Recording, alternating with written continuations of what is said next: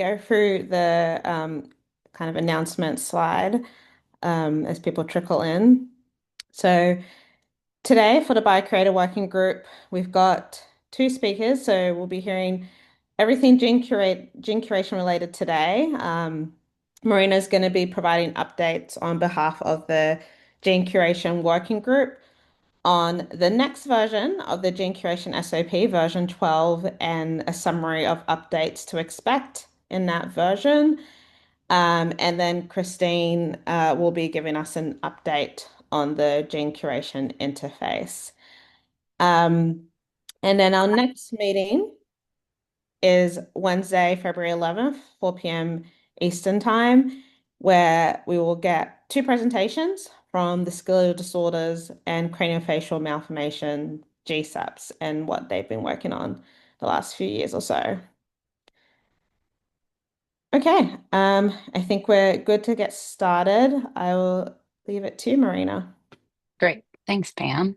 Hi, everyone. I'm here today, not with my chair hat, but with my Gene Curation small group hat, to give you updates on the latest SOP for Gene Curation SOP version 12. And I will say there are not significant updates, but there are a few updates that we'll talk about. And we should have plenty of time for questions at the end, too.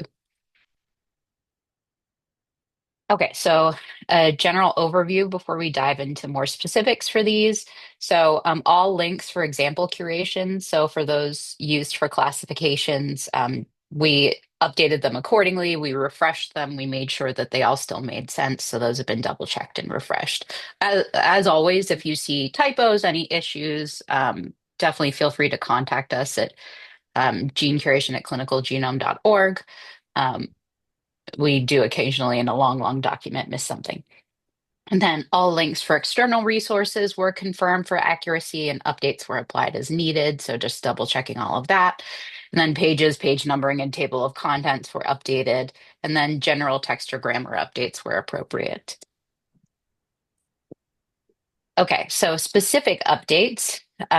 We updated an image, which I'll talk about. We added the typified by somatic mosaicism mode of inheritance. There are some updates to the in-trans phase status in the GCI and scoring.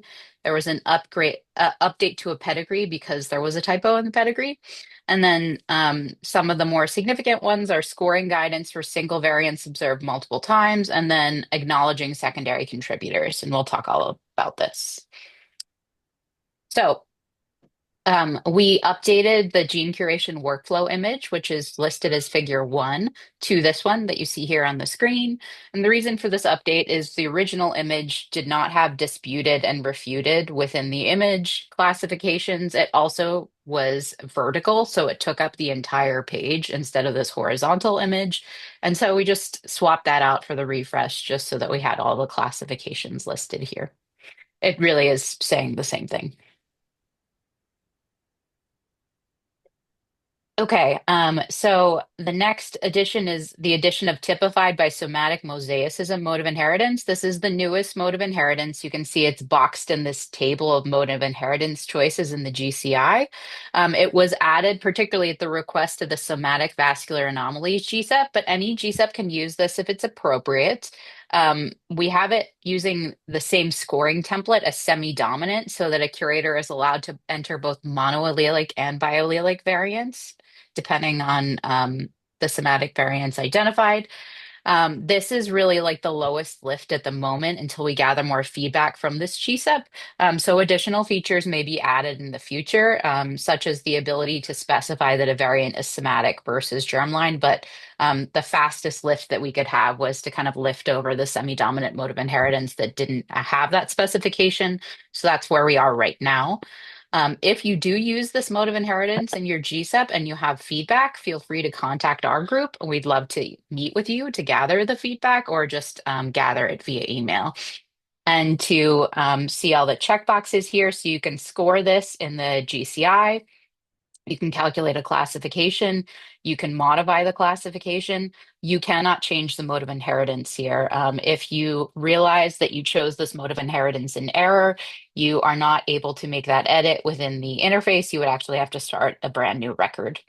But you can publish it to the website too. So it has the functionality of pretty much many of the other modes of inheritance choices. Okay, so we have in-trans phase status guidance and scoring updates. So we provided clarification and guidance on the new modal for autosomal recessive mode of inheritance in trans phase status. So phase status now must be included for autosomal recessive inheritance. Um, and these are images here from the GCI help doc on Gitbook. So if the phase is if you select phase unknown here, it's going to ask you these questions. Check here if there are two variants that are proven or suspected to be in trans with respect to one another. If you wish to document information on variants that are not in trans, add them to the non-scorable evidence section of the PubMed ID. So you have to choose whether there are two variants or if it's homozygous. And then obviously if it's homozygous, you only enter the one variant. If you check that there are two variants, you then have to answer the questions proven in trans, suspected in trans, or unknown. And here are just some examples here. For proven in trans, each parent is confirmed heterozygous, or the variants are close enough to each other to discern phase from sequencing data, which doesn't happen very often because it's short read sequencing. So this is an example in the pedigree here where one parent has the one variant, one parent has the other variant, and then the proband has both. So these are in trans. If it's suspected in trans, the proband phase can be inferred based on one parent's genotype and or certain sibling genotypes. So for example, one of the parents wasn't tested here, but the other parent has one variant that's present, and then the sibling has the different variant, suggesting that it's on the other allele from the other not genotyped parent. So that's a suspected in trans choice. And then phase unknown is phase cannot be inferred as no genotypes are provided aside from the proband. So no parental testing. You see that the proband's tested has two variants. So if the phase is unknown is selected here, you will not be able to score the variants. You really, in this case, to prove that a gene is associated with autosomal recessive disease, need to know that variants are either suspected or proven in trans to score them. And you must enter two variants in autosomal recessive curations unless you check homozygous.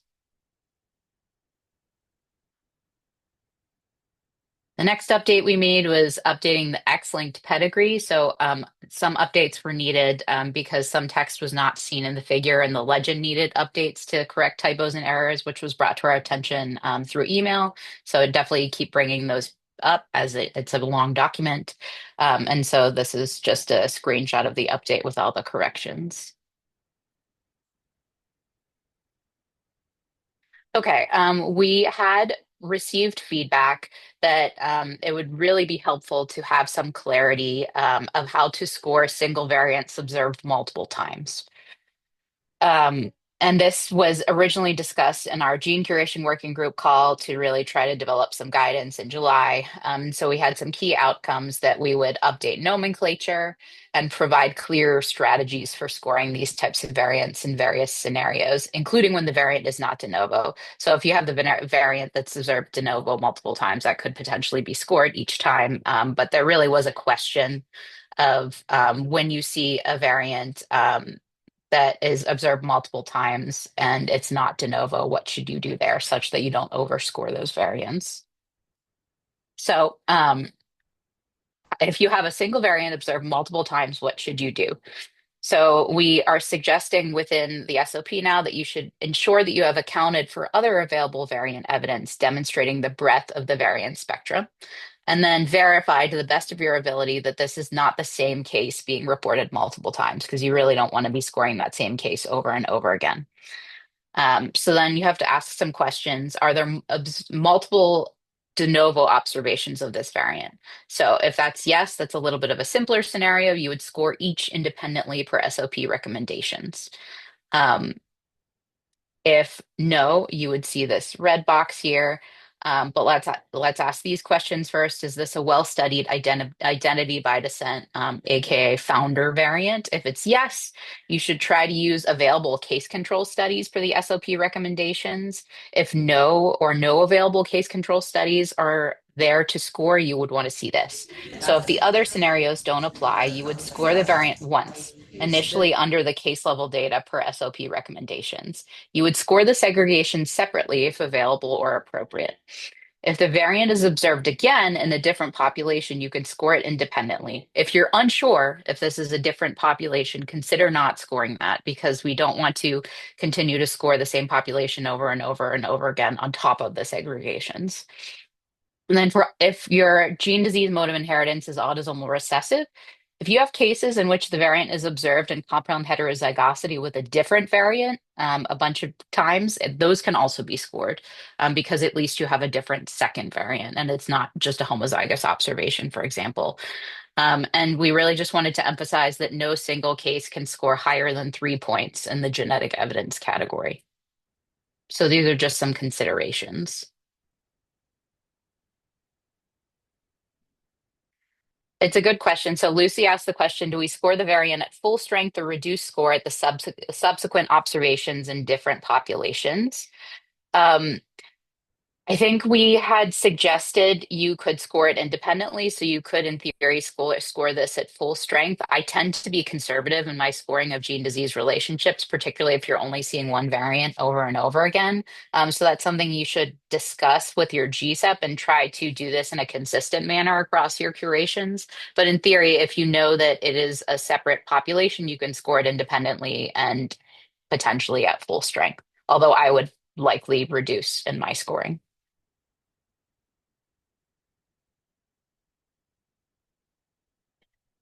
Okay. Um, we acknowledge that this approach may limit the scorable genetic evidence in cases where the disease is primarily caused by one or a small number of variants. However, if you have strong experimental evidence at the gene level, this should allow for those relationships to reach definitive if appropriate. So, for example, if there's a disease known to be caused by a single well-studied homozygous variant, it could receive up to 3 points of case-level evidence, up to 3 points of segregation evidence, and up to 6 points of experimental evidence if it's very well characterized, for a total of 12 points and a final classification of definitive if it's replicated over time. So that will still leave you enough room to get those gene disease relationships with maybe one recurrent variant that's not de novo up to the right strength if appropriate, given the experimental evidence. Okay, so that's the variant multiple times. The next one is Appendix D, acknowledging secondary contributors. As we have more and more GSEPs that have potentially overlapping scopes, there is more secondary curations being done across GSEPs. And so there has been the question of what's the difference between secondary contributors and secondary approvers, because both dropdowns are available in the gene curation interface. So in this appendix now, we have added some clarification provided on the difference between the two and when and how to designate a secondary contributor or approver, and then the timing and how to approach EPs that ask for this status. So here are our thoughts on distinctions of secondary contributors versus secondary approvers. Secondary contributors are most often used when you really don't want to add very much information to a curation, that you have reviewed the curation, you have decided that the disease entity is appropriate, you would curate it on the same disease entity, you've decided that the classification is appropriate, that the breadth of cases that they've scored really meet the phenotypic spectrum, including your phenotypes of interest for that gene disease relationship. And in general, those secondary contributors would just be adding additional information to the evidence summary, a minimum of one sentence, oftentimes speaking a little bit towards the phenotypic spectrum section of like their expert panel. This does not require updating the date last evaluated or the SOP version, as the classification is not changing and no new scored evidence is added. This is really just making an administrative edit in the GCI to the evidence summary. This might be the most common way that you would contribute to a curation as a secondary group. But secondary approvers are most often used when you need to change something significant. So examples we have here are the disease needs to be updated. For example, there previous curations were maybe lumped together. Maybe they need to be split if there's more new information, or they were split, they need to be lumped together. Or you feel that maybe the curation was done some number of years ago and there's new publications and you need to have new cases added.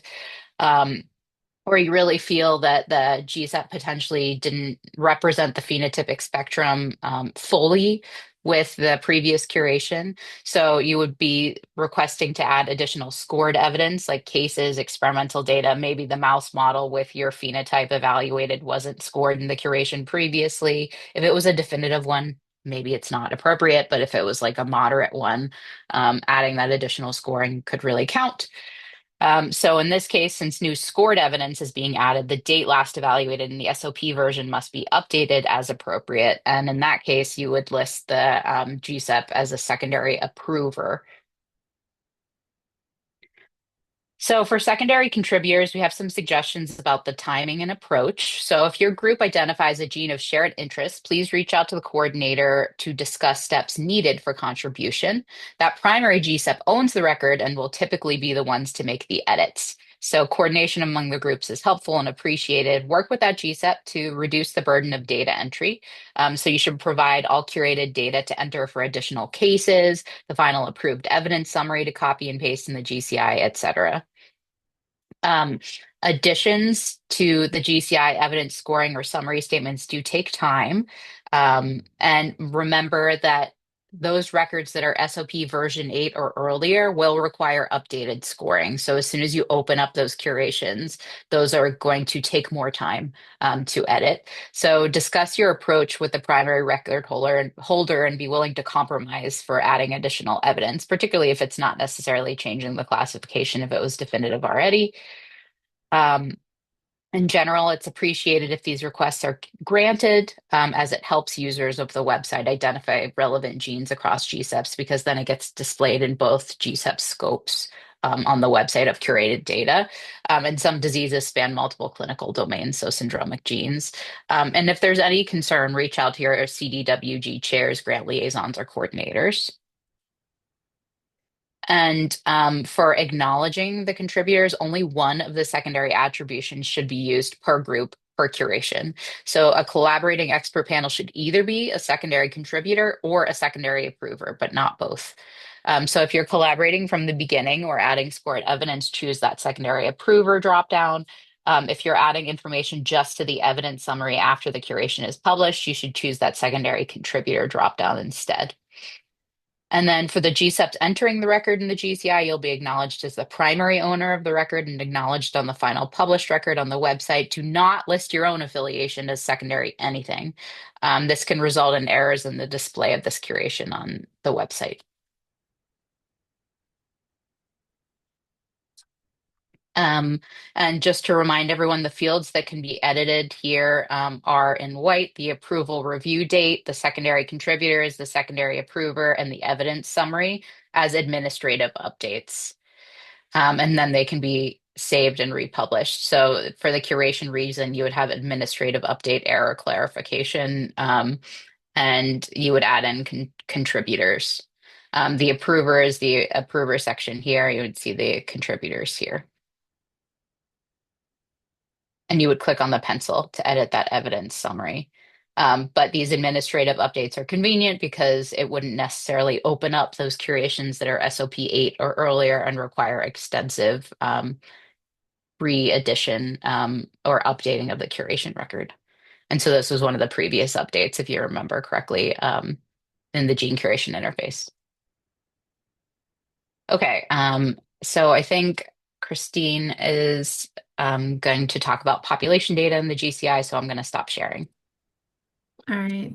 Thanks, Marina. I will go ahead and share my screen. And you see that? Okay. And this is going to be very brief. I just wanted to mention a few changes to the GCI that some of you may have noticed, and talk a little bit about some updates that will be coming out very soon, probably in the next month or less. So As Marina was talking about, we have updated the GCI. This happened earlier this month. So the GCI now displays nomad data in the variant section under the individual associated variants subsection in the GCI. So if you go in and you're curating and you add a new variant, you will see this display here where you'll see links out to ClinVar and the ClinGen allele registry if we have them for the variant, as well as an option, I think this was true before, to link out to the variant in the variant curation interface, and so you can view the full variant experience. But then below that, we'll display, we are currently, displaying the Nomad v4.1 group max filtering allele frequency. This data comes from Nomad, but we do source it through the linked data hub. And we'll tell you what the last date that the data was pulled on was. And so you can see this whole table right here. This is the same table that you'll see if you were in Nomad, as well as there's links out to the data in Nomad and also ClinGen guidance for using Nomad data. So that's for adding new variants into the GCI. Now, in the instance where the variant was previously added, then that won't be displayed. We haven't pulled the data for those. But if you're interested, all you have to do is in that same exact section, you'll see this red display that says Nomad data was saved, and just click on the Retrieve Nomad Data button right there. That will fetch and then display the data. So you can get this for any variant within the GCI to help with the curation experience. And then the last thing I wanted to mention is just a few updates about features that are in progress. So as I mentioned, this Nomad data display was released earlier this month. And then we've got two things that I would mention are going to be coming out very soon. So we are anticipating having full support in the GCI for the SOP version 12 that Marina just presented on. We're saying by the end of January, but if it might be a few days earlier, and in any case, an email will be sent to all curators. So then you'll be able to select it from within the GCI. And then the last thing I want to mention is Marina talked a little bit about the acknowledgement of secondaries, contributors, and approvers within the GCI. And we're wrapping up development on a feature that will support the workflow for that. So it won't allow folks to select the same group for the primary and the secondary contributors and approvers. It'll enforce some of the SOP decisions that were made, which will hopefully make it easier for curators. So happy to take any questions, and that's what I have. Thank you. Great. Thank you, Marina. Thank you, Christine. I think it's always nice to see improvements in both of those, the GCI and both the Gene Curation SOP. If anyone has questions, now is a great time to ask. You've got the experts who know this stuff inside and out. Also, feel free to pop it in the chat. Otherwise, I can kickstart with a couple of questions I think would be relevant.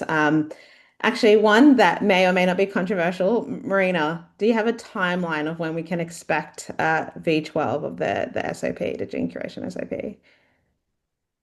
Um, well, we're gonna have the drop down you're able to choose the drop down like Christine said, like in a week or so, I think, within the GCI. I'm not sure if it's on the website yet, but if not, let's see. Curation activities, training materials. Do.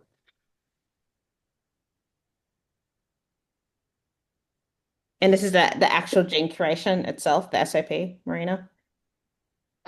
It is not available yet on the website, but I'm guessing in like the next week or two, it should be live on the website. And then hopefully paired with it would then be the ability to choose it in the GCI. Okay. And then just one other quick question I had, and then I'll pass it on to Amanda. So you both mentioned that you can't have a GSEP be a contributor and approver.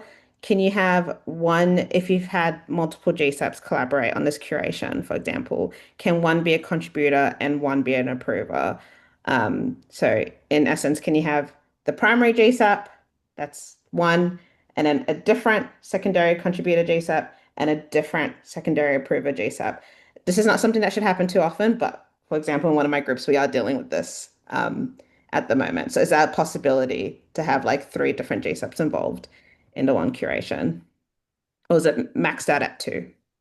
Do you know what the UI supports, Christine? Like, is it really only the one primary and then the one secondary? Oh, not at all. In the UI, it's just going to be you can't list the same group more than once. So we in the UI we won't stop. You just can't be listed in two different places. Hmm. Yeah. Yeah. Hmm. So I think in theory you could have, because I agree, like there are some diseases that are really just across like three different GSEPs. So I think it's really just you can't be a contributor and an approver, and you shouldn't be a primary and a secondary as like the two rules. That's what the UI will enforce. Okay, thank you. Amanda? My first question is if you are um, editing an existing classification that's definitive because you're essentially expanding the phenotypic spectrum, you're adjusting the lumping and splitting to include additional phenotypes. Is there an expectation that you will then add data to support those phenotypes that you're expanding it to? Or is it sufficient to just make the edit to the evidence summary? I'm thinking specifically for curations that are old, pre-SOP 8, whereas opening it up introduces a lot of extra work that's maybe Mhm. not necessary because it's already definitive. So I don't know if that expectation is described somewhere in a document and I missed it. So I think in this appendix, now that we're talking about, we kind of tried to talk about etiquette, and I think in general we do tend to emphasize that there is going to be additional work to open up a record and add information. And if the classification really doesn't change, maybe that should be discouraged. I know personally, I tend to discourage that when my GSEPs or secondary contributors, unless it's like the most skewed phenotype representation I've ever seen, and they presented it as like a single phenotypic feature, then maybe that warrants it. But I think in general, that's something that you can emphasize with your GSEPs. And we're going to present this on the ECT call. And I think we'll probably also have that discussion that if something is definitive, unless the evidence is really, really skewed, you probably should just be updating the evidence summary because we all have so many curations to work on. It doesn't make sense to give yourself extra administrative work to do that. Great, that's what I was hoping you would say. Yeah.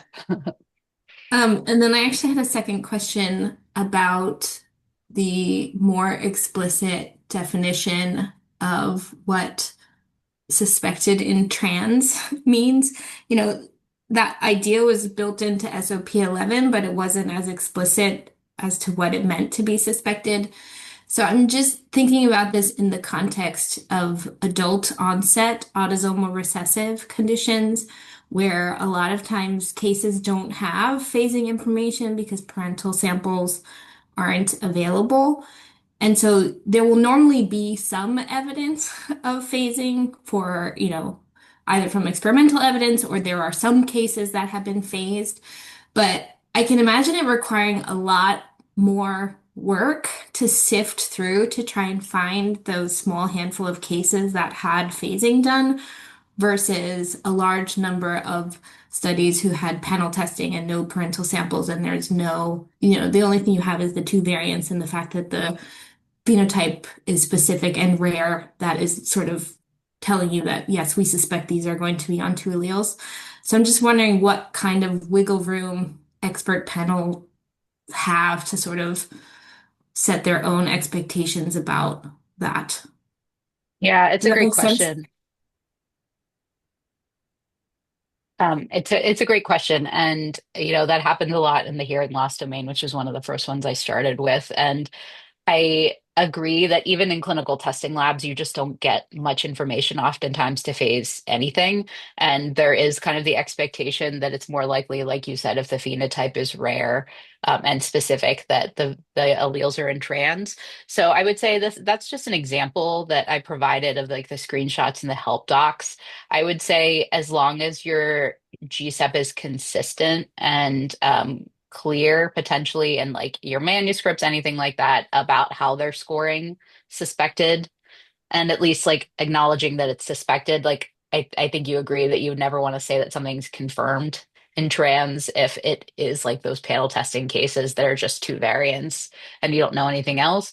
But if your group feels that a phenotype is specific enough and doesn't have a ton of phenocopies, like hearing loss can be a problematic one because you have like 170 genes associated with hearing loss, that it might make sense to just score those as suspected in trans and include that like within your SOP or something, as long as you do it consistently. All right, thank you.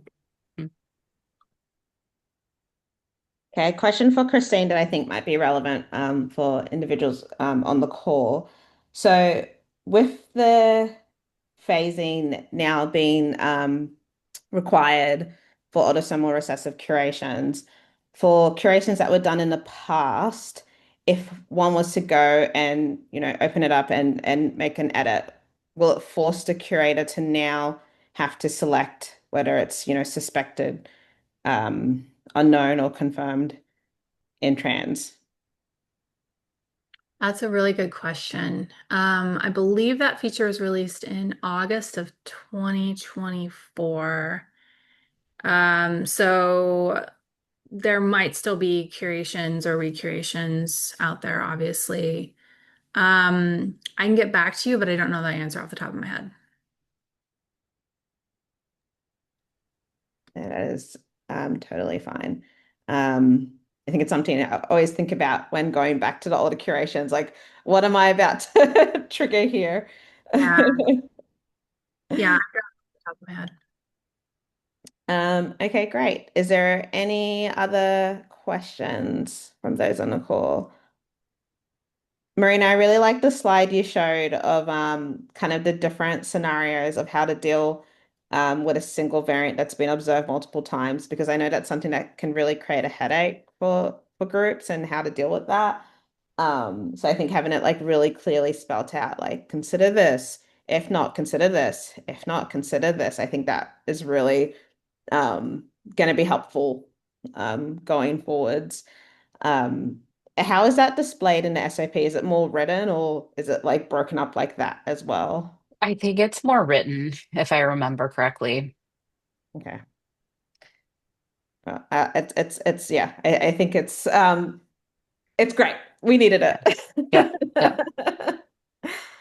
All right. If there's no further questions, I think give everyone 25 minutes back in their day. Thank you, Marina and Christine. Looking forward to all of this being live and coming and being made available soon. So thank you, Great. Thanks all. Bye. everyone.